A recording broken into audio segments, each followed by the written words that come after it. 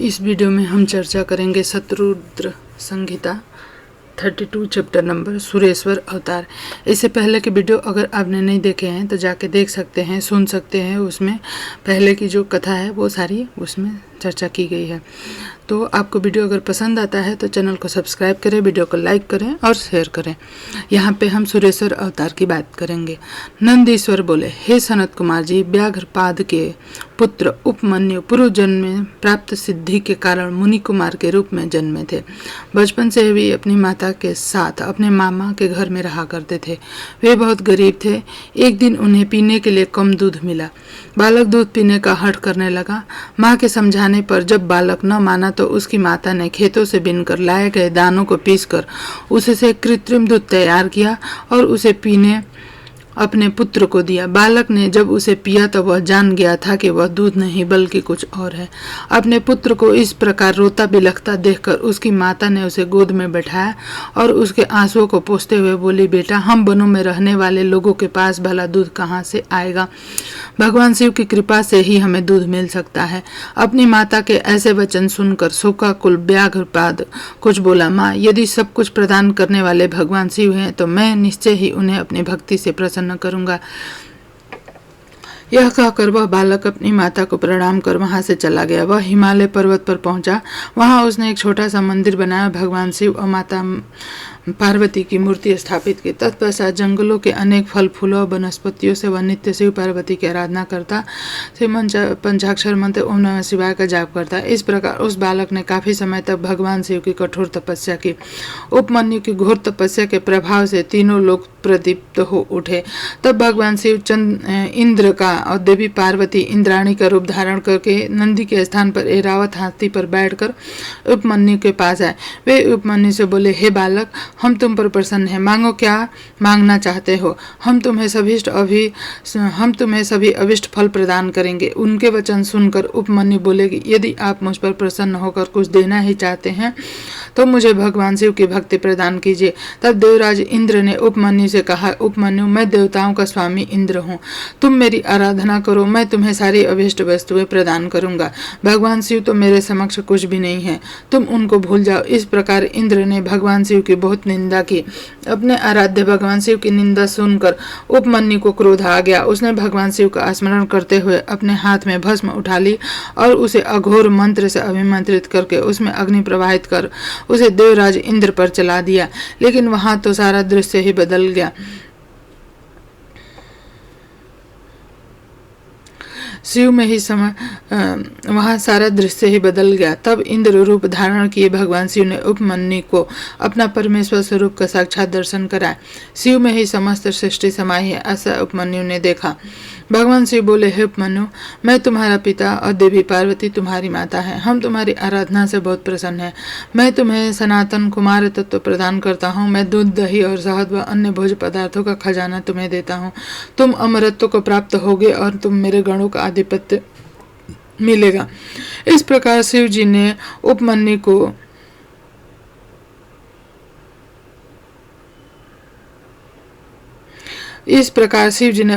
को अनेक दिव्य वर प्रदान किए। तत्पश्चात भगवान शिव पार्वती वहां से अंतर ध्यान हो गए।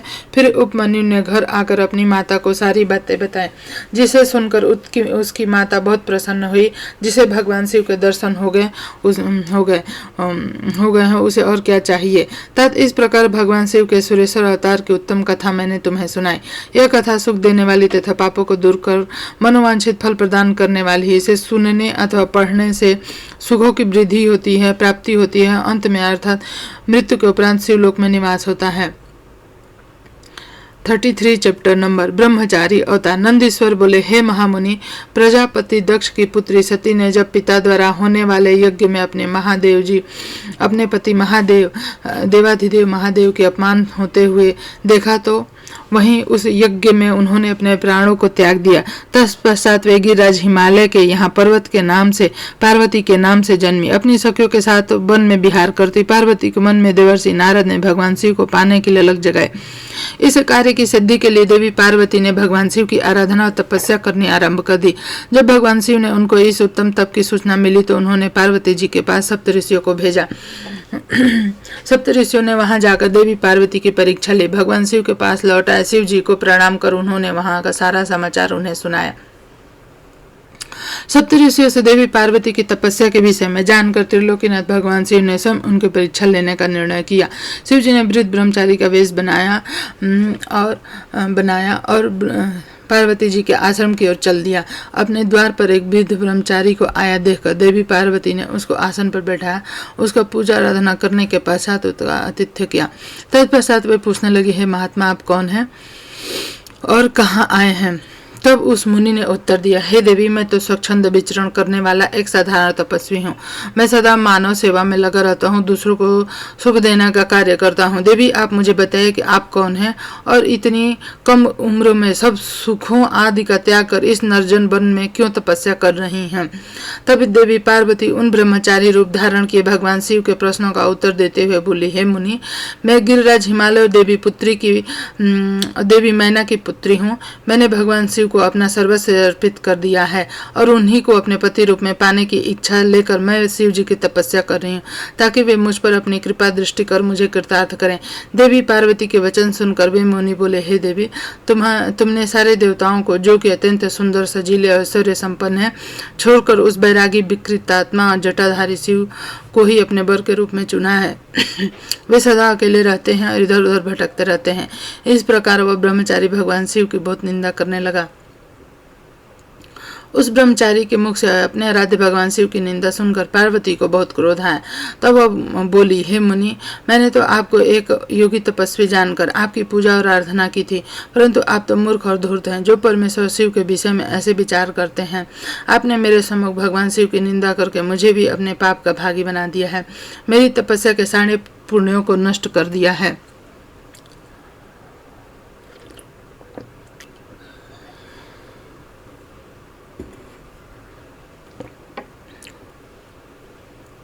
फिर वे अपने सखी से बोली कि यह ब्राह्मण इसलिए हम इसकी करनी का फल अर्थात दंड नहीं दे सकते। इससे पूर्व किया फिर हमसे त्रिलोकीनाथ भगवान कल्याणकारी भक्त वत्सल देवाधिदेव शिव की निंदा करें, हमें यह स्थान छोड़कर चले जाना चाहिए। यह कहकर देवी पार्वती अपने सखियों साथ उस स्थान से जाने लगी। तब परमेश्वर शिव ने उन्हें अपने साक्षात शिव स्वरूप का दर्शन दिए। जिस स्वरूप की आराधना पार्वती जी करती थी, उन्हें देखकर पार्वती जी बहुत प्रसन्न हुई और उनकी स्तुति करने लगी। तब भगवान शिव मुस्कुराते हुए बोले, हे देवी, मैं तुम्हें परम तपस्या से प्रसन्न हूँ। मैं तुम्हारी परीक्षा लेने के लिए ब्रह्मचारी का रूप धारण करके आया था।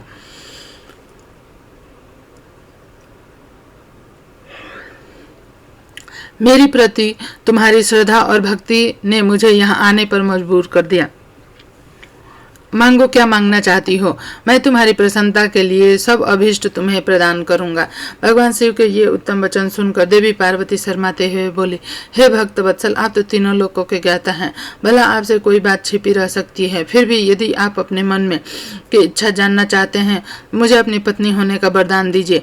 तब भगवान शिव ने देवी पार्वती को उनका वच्छित वर दिया और उनका प्राणी ग्रहण किया।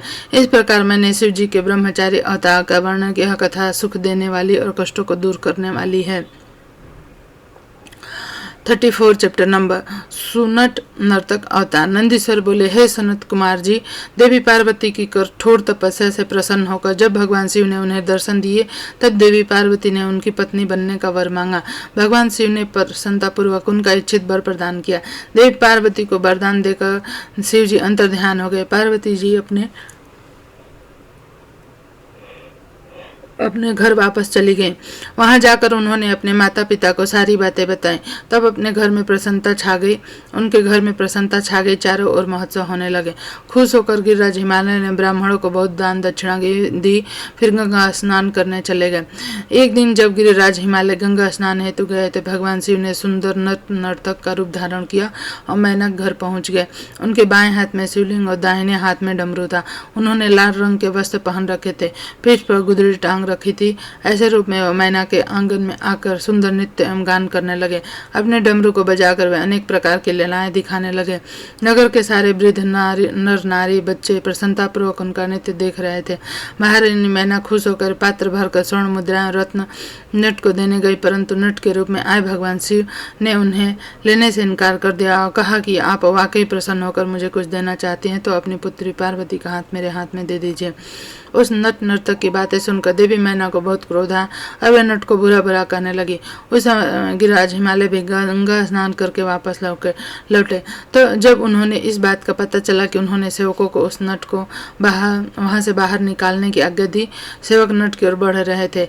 मायावी लीलाधारी भगवान शिव ने मैना और हिमालय को पार्वती सहित क्षण भर के लिए अपने दिव्य रूप के दर्शन कराए। अगले ही पल तेज कदमों से चलकर वहां से गायब हो गए।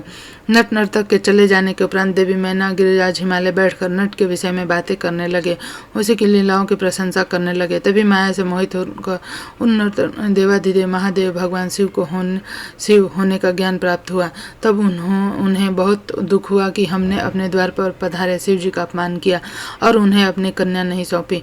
यह विचार कर दोनों बहुत दुखी हुए और अपने अपराध का प्रायश्चित करने हेतु भगवान शिव की आराधना करने लगे। उनकी भक्ति भाव से की गई पूजा से प्रसन्न होकर शिव जी ने देवी पार्वती का पाणी ग्रहण किया। यह शिव जी के नर नर्तक अवतार का महात्मा उन्हें सुनाया। यह वर्णन सब अभीष्ट फलों को प्रदान करने वाला है। 35वां अध्याय शिव जी का द्विज अवतार। नंदीश्वर बोले, हे सनत कुमार जी, जब देवी मैना और गिरिराज हिमालय ने अपने द्वार पर नट का रूप धारण करके आए शिव जी को अपने कन्या देने से इनकार कर दिया, तब उन्हें अपनी भूल का एहसास हुआ और वे क्षमा याचना करने हेतु भगवान शिव की भक्ति भाव से आराधना करने लगे। उनकी शिव जी में परम भक्ति स्थापित हो गई। उनकी इस घनिष्ठ भक्ति से देवता चिंतित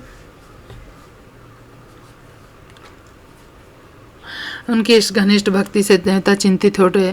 उन्हें लगा कि गिरिराज ने अपने पुत्री से प्रसन्न कर शिव जी को अपने कन्या पार्वती दे दी तो उन्हें भगवान शिव द्वारा निर्वाण प्राप्त हो जाएगा और वे संसार के बंधनों से छूटकर परम शिव लोक को प्राप्त कर लेंगे। गिरिराज हिमालय तो रत्नों का अवतार हैं और यदि ये मुक्त हो गए तो पृथ्वी रत्न गर्भा कैसे कहलाएगी। गिरिराज हिमालय तो रत्नों का आधार हैं, वे मुक्त हो गए तो पृथ्वी रत्न गर्भा कैसे कहलाएगी। फिर तो वे अपना वर्तमान स्थित रूप त्याग कर दिव्य रूप धारण कर लेंगे और शिवलोक के वासी हो जाएंगे। यह सब सोचकर देवताओं को चिंता सताने लगी और वे अपनी समस्या का समाधान करने हेतु देवगुरु बृहस्पति के शरण में गए। वहां जाकर उन्होंने बृहस्पति जी को प्रणाम किया और बोले, हे देवगुरु, आप कोई ऐसा उपाय करें जिससे गिरिराज हिमालय भगवान शिव की भक्ति से विरक्त हो जाएं। आप हिमालय के पास जाकर उनसे शिव की निंदा करें। देवराज इंद्र के ऐसे वचन सुनकर देवगुरु बृहस्पति बोले, मैं परम कल्याणकारी परमेश्वर की निंदा नहीं कर सकता। आप अपना यह कार्य किसी अन्य देवता से पूर्ण करे। देवगुरु के इनकार कर देने पर इंद्र सब देवताओं सहित ब्रह्मा जी के पास गए और उनसे हिमालय के घर जाकर भगवान शिव की निंदा करने लगे के लिए कहने लगे। तब ब्रह्मा जी ने भी भक्त वत्सल कल्याणकारी भगवान शिव की निंदा करने से मना कर दिया। यह सुनकर देवराज इंद्र निराश हो गए। तब ब्रह्मा जी ने उन्हें कहा कि इंद्र, इस संसार में हर कार्य भगवान शिव की आज्ञा से ही पूर्ण होते हैं। तुम अपने कार्य की सिद्धि हेतु उन्हें ही शरण में जाओ, वे अवश्य ही तुम्हारे हित का कार्य करेंगे। तब ब्रह्मा जी से आज्ञा लेकर देवराज भगवान शिव के पास गए और उनसे सारी बातें कहने लगे। उनकी बातें सुनकर कल्याणकारी भगवान शिव ने इंद्र को उनके कार्य की पूर्ति का आश्वासन देकर वहां से विदा किया। देवराज इंद्र के कार्य को पूरा करने के लिए शिव जी ने साधु का वेश धारण किया। उन्होंने हाथ में दंड और छत्र लिया, मस्तक पर तिलक, गले में शालिग्राम, हाथ में स्फटिक की माला ली। भगवान श्री हरि विष्णु का नाम जपते हुए गिरिराज हिमालय के राज दरबार पहुंच गए। अपने दरबार में आए उन तपस्वियों को देखकर हिमालय ने सिंहासन त्याग दिया और स्वयं उन्हें प्रणाम कर यथायोग्य आसन देकर उनका परिचय पूछा। तब ब्राह्मण देवता बोले, हे गिरिराज, मैं एक तपस्वी ब्राह्मण हूँ और परोपकार व सेवा के लिए भ्रमण करता रहता हूँ। अपने दिव्य दृष्टि योग बल से मुझे ज्ञात हुआ कि आप अपने लक्ष्मी स्वरूपा बेटी पार्वती के विवाह शिव जी से करना चाहते हैं, परंतु शायद आप यह नहीं जानते कि शिव जी कुलहीन, बंधु बांधवहीन, आश्रयहीन, एकाकी रहने वाले, कुरूप, निर्गुण, अव्यय, शमशानवासी, गले में सर्प धारण करने वाले, सदा अपने शरीर पर चित्त की भस्म लपेटे रहते। ऐसे व्यक्ति को अपने परम गुणी सुंदर कन्या को सपना अर्थात सर्वथा अनुचित है। यह कहकर महान लीलाधारी भगवान शिव साधु के रूप में वहां से चले गए। उनकी बातों का मैना हिमालय पर गहरा प्रभाव पड़ा। वे भगवान शिव की भक्ति से विरुक्त होकर इस सोच में डूब गए कि आगे क्या करे। इस प्रकार मैंने तुम्हें शिव जी के साधु वेशधारी द्विज अवतार का वर्णन किया। हाँ, 36वां अध्याय अश्वत्थामा का शिव अवतार। नंदीश्वर बोले, हे सर्वज्ञ सनत कुमार जी, देवगुरु बृहस्पति के पुत्र मुनि भरद्वाज हुए और उनके पुत्र के रूप में द्रोण का जन्म हुआ। द्रोण बचपन से महान धनुर्धारी, महातेजस्वी और सब अस्त्र शस्त्रों के ज्ञाता थे। यही नहीं, धनुर्वेद और सभी वेदों के महाज्ञाता थे। आपने इन्हीं गुणों के कारण आप कौरव और पांडव के आचार्य बने और द्रोणाचार्य इस नाम से प्रसिद्ध हुए।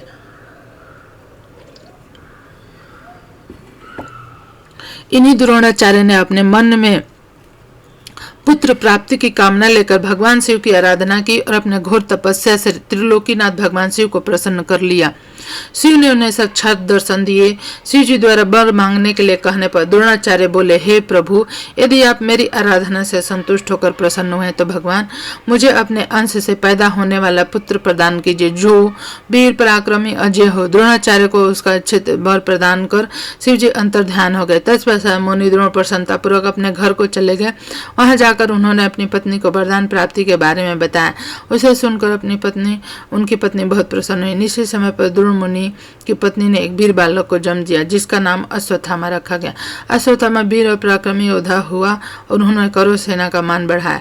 जब कौरव पांडव का युद्ध हुआ तो अश्वत्थामा के कारण कौरव सेना अजय हो गई और वह पांडव सेना पर हावी होने लगी। शिव जी के अंश से उत्पन्न होने के कारण ही अश्वत्थामा ने पांडव पुत्रों को युद्ध में मार डाला। यह देखकर अर्जुन बहुत क्रोधित हुए, अपने पुत्रों का नाश करने वाले पर आक्रमण कर अर्जुन के सारथी के रूप में स्वयं श्री कृष्ण थे। अर्जुन को अपनी ओर आता देखकर अश्वत्थामा ने उन पर ब्रह्मशिर नामक अस्त्र छोड़ा जिसके सारी दिशाएं प्रचंड तेज से प्रकाशित हो उठी। अश्वत्थामा के इस अस्त्र को देख अर्जुन एक पल के लिए विचलित हो गए। उन्हें श्री कृष्ण से इसका उपाय पूछा। तब श्री कृष्ण बोले, हे अर्जुन, यह बहुत घातक शक्ति है और यह घातक शक्ति है और इससे तुम्हारी रक्षा स्वयं भगवान शिव ही कर सकते हैं। तुम उन्हीं का स्मरण करके इस अस्त्र का नाश करो। तब अर्जुन ने हाथ जोड़कर भगवान शिव की मन ही मन आराधना और स्तुति की। तत्पश्चात उन्हें जल को छूकर शैवास्त्र छोड़ा। के प्रभाव से अश्वत्थामा द्वारा चला गया ब्रह्मशिर अस्त्र शांत हो गया। फिर भगवान श्री कृष्ण ने अर्जुन सहित सब पांडवों को अश्वत्थामा से आशीर्वाद लेने के लिए कहा। श्री कृष्ण की आज्ञा मानते हुए सभी पांडवों ने अश्वत्थामा को प्रणाम किया। तब प्रसन्न होकर अश्वत्थामा ने पांडवों को अनेकों वर प्रदान किए और फिर अपने कर्तव्य को निभाते हुए कौरव सेना से मिलकर पुनः पांडवों से युद्ध करने लगे। इस प्रकार भगवान शिव ने परम भक्त द्रोण के घर पुत्र के रूप में जन्म लेकर अनेक लीलाएं रची। 37वां अध्याय पांडवों को भू शिव पूजा के लिए व्यास जी का उपदेश। नंदीश्वर बोले, हे श्रेष्ठ मुनि, जब पांडवों को दुर्योधन ने जुए में हरा दिया, वे वनवास पाकर अपनी पत्नी द्रौपदी सहित दैत्य वन में निवास करने लगे। तब एक दिन दुर्योधन ने ऋषि दुर्वासा को उनके शिष्यों सहित पांडवों को कष्ट देने के लिए उनके पास भेजा। दुर्वासा ऋषि अपने 1000 शिष्यों को अपने साथ लेकर पांडवों की कुटिया में पहुंच गए। युधिष्ठिर से बोले, हम स्नान करने जा रहे हैं, इतने में आप हम सबके लिए भोजन का प्रबंध कीजिए। और स्वयं चले गए। दुर्वासा ऋषि भोजन की व्यवस्था करने की बात सुनकर सब पांडव सोच में डूब गए, क्योंकि उनके पास अन्न नहीं था। तब देवी द्रौपदी ने भगवान श्री कृष्ण का स्मरण किया और वे तुरंत वहां आ गए। वहां उन्होंने पांडवों की रसोई में बचे अन्न के एक दाने को खाया और इसे वे स्वयं भी तृप्त हो गए। साथ ही स्नान के दुर्वासा और शिष्यों का भी पेट भर गया और वे वहां से लौट गए। इस प्रकार श्री कृष्ण ने पांडवों पर आए संकट को दूर कर दिया। फिर पांडवों को भगवान शिव की आराधना करने के लिए कहकर वे स्वयं द्वारका चले गए। एक दिन जटाजूट धारण किए, गले में रुद्राक्ष की माला और भस्म लगाए व्यास जी ओम नमः शिवाय पंचाक्षरी मंत्र का जप करते हुए पांडव कुटिया में पधारे। व्यास मुनि शिव जी के प्रेम में मग्न तेजपुंज से आलोकित थे। उन्हें पधारा हुआ देखकर पांडवों ने उन्हें प्रणाम किया, आसन पर बिठाकर उनकी पूजा अर्चना की। तब महामुनि प्रसन्न होकर बोले, हे पांडव, तुम सत्य के मार्ग पर चलने वाले हो और सदा ही धर्म का पालन करते हो। महाराज धृतराष्ट्र ने तुम्हें तुम्हारा साथ पक्षपात किया और तुम्हारा राज्य दुर्योधन ने छल करके तुमसे छीन लिया। जैसा बीज बोया जाता है, अंकुर भी उसी का निकलता है। अधर्म और असत्य का मार्ग अपनाने वालों का कभी कल्याण नहीं होता। तुम सत्य धर्म के मार्ग पर चल रहे हो, इसलिए निश्चय ही तुम्हारा कल्याण होगा। महामुनि व्यास के वचन को सुनकर युधिष्ठिर बोले, हे नाथ, हमारे कष्टों को दूर करने के लिए कोई मार्ग बताए। श्री कृष्ण जी ने हमें कल्याणकारी देवाधिदेव महादेव जी की आराधना करने के लिए कहा था। आप हमें शिव भक्ति का उपदेश दीजिए। युधिष्ठिर के वचन सुनकर